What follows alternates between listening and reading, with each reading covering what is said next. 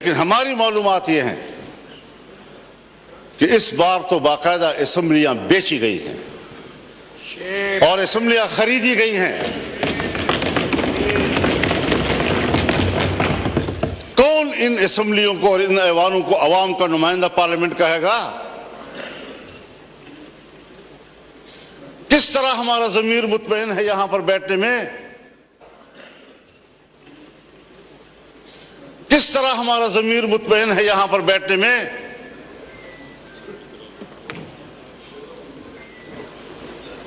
ہارنے والے بھی پریشان اور جیتنے والے بھی مطمئن نہیں۔ اس کیفیت میں حکومت میں بیٹھی ہوئی جماعتیں جو ہمارے لیے محترم بھی ہیں، ہمارے ہم سفر رہے ہیں، ہم ان کے جد و جہد کی قدر کرتے ہیں، لیکن انہی کی جماعتوں کے اندر ان کے سینئر لوگ مجبور ہیں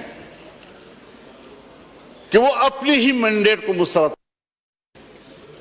اس پر اعتراضات اٹھا رہے ہیں۔ صرف اپوزیشن کی بات نہیں ہے۔